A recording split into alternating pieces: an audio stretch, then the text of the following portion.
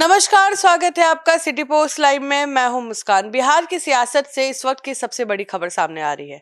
सबसे तीखी और सबसे मजेदार राजनीतिक जंग सामने आई है। जी हां, आपको बता दें कि ऐसा पावर प्ले जिसने सूबे के क्षत्रिय गलियार और जेडीयू खेमे में खलबली मचा दी है। कल तक जो बाहुबली नेता आनंद मोहन नीतीश कुमार के गुण गाते नहीं थकते थे, उन्होंने अचानक अपनी ही पार्टी के खिलाफ एक ऐसा मोर्चा खोल दिया है और कहीं ना कहीं अब फंसते नजर आ रहे हैं। आपको बता दें, आज संजय सिंह ने एक बड़ा बयान दे दिया है। इस पर बातचीत करने के लिए हमारे साथ मौजूद हैं चीफ एडिटर श्रीकांत प्रत्युष। सब पहला सवाल है कि संजय सिंह ने आपके साथ इंटरव्यू में भी बोला है कि थैले वाली जो बात कर रहे हैं आनंद मोहन, जो खुद थैला लेते हैं या खुद देते हैं, वो थैली की बात कर रहे हैं। वो कह रहे हैं कि उनका आरोप बिल्कुल बकवास है। आरोप में कोई दम नहीं है। अगर थैला की बात कर रहे हैं तो उन्होंने अपने बेटे और पत्नी के लिए किसको थैला दिया, कितना बड़ा थैला दिया, वो उनको थैला लेने वाले नेता बता रहे हैं। और अचानक आनंद मोहन के बयान के बाद जेडीयू के तमाम जो क्षत्रिय नेता हैं उनके खिलाफ मोर्चा खोल चुके हैं। मतलब पार्टी नेतृत्व ने आनंद मोहन को जवाब देने के लिए उन्हीं की समाज के नेताओं को खड़ा कर दिया है। मतलब राजपूत लोग। बिल्कुल, तो सारे क्षत्रिय नेता एकदम आनंद मोहन पर पिल पड़े हैं और सब उन पर हमला कर रहे हैं। मतलब सबसे बड़ा क्षत्रिय नेता बनने का यही मौका है। तो जो जितना ज्यादा हमला करेगा वो उतना बड़ा कद उसका बढ़ेगा पार्टी में और सरकार में। सर, सवाल है कि क्या आनंद मोहन के इस बयान से, किस बयान से जेडीयू के भीतर इस सियासी भूचाल को जन्म दे दिया है? अब देखिए, आनंद मोहन ने कई ऐसे बयान दिए हैं जिसको लेकर बहुत नाराजगी है जेडीयू में। पहला बयान तो उन्होंने ये दिया कि जेडीयू के कुछ नेताओं ने नीतीश कुमार के साथ साजिश करके उनको सीएम की कुर्सी से हटवा दिया और नीतीश कुमार को जिंदा दफन कर दिया है, जमीन में दफन कर दिया है। दूसरा बयान उनका आया कि नीतीश कुमार की सेहत खराब है, निशांत की सेहत खराब है, इसलिए उनको स्वास्थ्य विभाग दिया गया है। ये तो बहुत सीधा हमला है। तीसरा बयान आया कि थैली वाली राजनीति हो रही है, मतलब थैला लेकर आ रहा है वही मंत्री बन रहा है। तो ये तीनों आरोप तो जेडीयू पर बड़े सवाल खड़ा करते हैं। तो जेडीयू पर नेतृत्व पर बड़ा सवाल है, नीतीश कुमार पर बड़ा सवाल है और इसे कहाँ पार्टी बर्दाश्त करने वाली थी। पार्टी ने भी अपने पार्टी के क्षत्रिय नेताओं को आनंद मोहन की खबर लेने में लगा दी है और सब क्षत्रिय नेता, चाहे वो संजय सिंह हो या फिर डॉक्टर सुनील सिंह, सब मोर्चा खोले हुए हैं। सर, कई आरोप आपने भी बताए कि इतने आरोप लगा दिए हैं, तो क्या अब आनंद मोहन जैसे है, जैसे जेडीयू नेता जो है संजय सिंह ने ये क्यों कहा कि आनंद मोहन जेडीयू में है ही नहीं? नहीं, तो आनंद मोहन वाकई जेडीयू के सदस्य नहीं है अभी, लेकिन उनकी पत्नी तो सांसद है जेडीयू की। उनके बेटे चेतन आनंद विधायक है जेडीयू के, तो उनको भी जेडीयू का ही नेता मानकर लोग चलते हैं। लेकिन अब चेतन आनंद नहीं बने मंत्री, ये तो नाराजगी थी इस बात को लेकर। एड़ी चुटी का जोर लगा रखा था आनंद मोहन ने। दूसरा जो कांड है उसने और हिला दिया आनंद मोहन को। अब उनके शिवहर क्षेत्र की नेत्री श्वेता गुप्ता को मंत्री बना दिया गया। तो उनको लगता है कि उनके गढ़ में सेंधमारी की कोशिश की जा रही है। तो आनंद मोहन अब कहाँ चुप रहने वाले थे, वो फट पड़े और उन्होंने इतना बड़ा हमला कर दिया है। अब पूरे बिहार में घूम रहे हैं वो। पहले ही ऐलान कर दिया था मंत्रिमंडल विस्तार से पहले कि अगर मंत्रिमंडल में उनके बेटे को जगह नहीं मिली तो 7 तारीख के बाद 9 तारीख से वो बिहार का भ्रमण करेंगे, बिहार सरकार को घेरेंगे, रोजगार के मुद्दे पर, भ्रष्टाचार के मुद्दे पर और किसानों की समस्याओं को मुद्दा बनाकर अब वो शुरू कर चुके हैं। सर, कहीं ना कहीं संजय सिंह ने आनंद मोहन को घेरने के लिए शिवहर और नवीनगर सीट का क्या गणित समझाया? हाँ, उन्होंने कहा संजय सिंह ने कि ये अपने को क्षत्रिय समाज का बड़ा नेता बताते हैं, अब है नहीं, फूके हुए कारतूस बता दिया उनको। तो सर, ये तो विवादित बयान है, अब तो इस पे भी आनंद मोहन वार करेंगे। हाँ बिल्कुल, लेकिन वो उसकी परवाह नहीं कर रहे हैं जो जेडीयू के राजपूत नेता हैं। उन्होंने कहा है कि भाई शिवहर से उनके बेटे को केवल इसलिए हटाया गया क्योंकि वहाँ वो हार जाते, तो उनको उनके लिए औरंगाबाद की सीट दिलवाई गई। बीजेपी की सांसद थी, लगातार चुनाव जीत रही थी, रमा देवी, उनका टिकट काट के उनकी पत्नी लवली आनंद को चुनाव लड़वाया गया।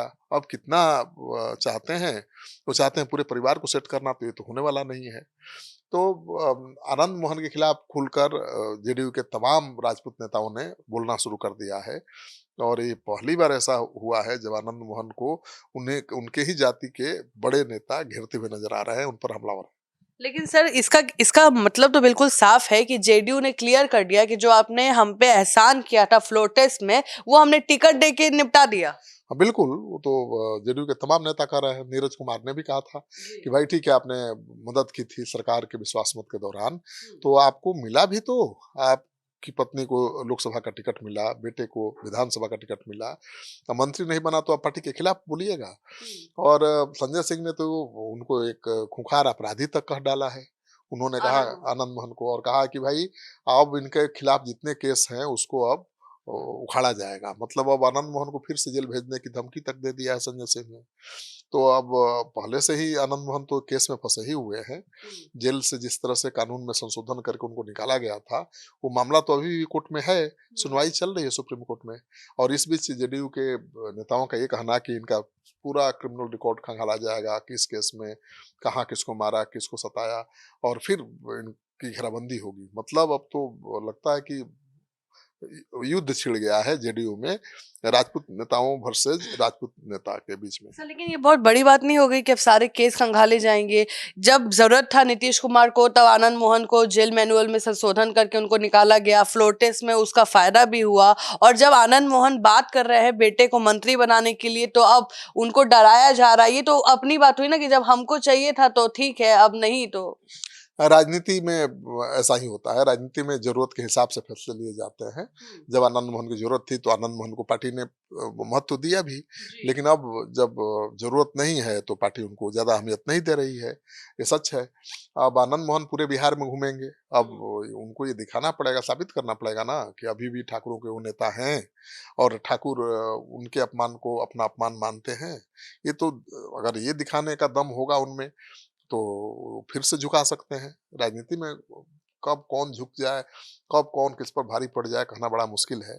तो आनंद मोहन तो तल्ख तौर वाले नेता हैं ही। तो सर क्या अब चेतन आनंद अपना विधायकी छोड़ेंगे? क्योंकि अब इतना अपमान हो गया, आनंद मोहन को लेकर इतना अपमान हो गया। पहले भी जब ठाकुरों का कुआं वाला जो बयान चला था सर, तो आरजेडी छोड़ दिए थे कि हमारा अपमान हुआ है, माफी नहीं मांगा गया। तो क्या लवली आनंद और चेतन आनंद भी अपना कोई फैसला बदलेंगे, पार्टी बदलने का सोचेंगे? अभी कैसे बदलेंगे? अभी तो 6 महीना भी चुनाव हुए नहीं हुआ है, तो चेतन आनंद अभी कहाँ जाएंगे? और अकेले जाएंगे तो उनकी सदस्यता खत्म हो जाएगी, विधायकी खत्म हो जाएगी। लवली आनंद कहाँ जाएंगी? केंद्र में एनडीए की सरकार है, बिहार में एनडीए की सरकार है, और वो जेडीयू के सांसद हैं। देखिए, चेतन आनंद और लवली आनंद तो कुछ बोल नहीं रहे हैं, तो उनके खिलाफ कोई कार्रवाई भी नहीं कर सकता है जेडीयू। और आनंद मोहन तो जेडीयू के नेता है नहीं, न सदस्य है, तो उनके खिलाफ क्या कार्रवाई करेगा? तो वो हमला कर रहे हैं, वो निशाना साध रहे हैं सरकार पर, पार्टी पर, तो सरकार और पार्टी भी उन पर निशाना साध रही है। यही हो सकता है। मतलब तू मैं की राजनीति चल रही है, वही चलेगी। कोई कार्रवाई कोई तो असर नहीं पड़ेगा बेटा और पत्नी पे? मुझे नहीं लगता है। जब तक चेतन आनंद और लवली आनंद को कोई आपत्तिजनक बयान नहीं देंगे, तब तक उनके खिलाफ कैसे कोई कार्रवाई कर सकता है? अब आनंद मोहन, हाँ, आनंद मोहन के इस स्टैंड का असर तो पड़ेगा, वो बेटे की राजनीति पर भी और पत्नी की राजनीति पर भी, क्योंकि अगले चुनाव में हो सकता है कि जेडीयू से उनको बाहर का रास्ता दिखा दिया जाए, उनके पत्नी को भी, बेटे को भी। तो ये चुनौती है। चेतन आनंद और लवली आनंद की चुनौती आनंद मोहन के बाकी तेवर से बढ़ेगी, ये सच है। तो बिहार की राजनीति में अपनों की जंग सबसे ज्यादा घातक होती है और इस वक्त जेडीयू के भीतर साफ दिख रहा है। जो आनंद मोहन कभी जेडीयू के लिए कह लीजिए ट्रम्प कार्ड माने जाते थे, आज उन्हें थैलीबाज और कहीं ना कहीं बदमाश या कह ले बाहुबली जैसे शब्दों से पेश किया जा रहा है। अब आप क्या सोचते हैं इस पूरे खबर में? क्या आनंद मोहन की वजह से चेतन आनंद और लवली आनंद की मुश्किलें बढ़ने वाली है?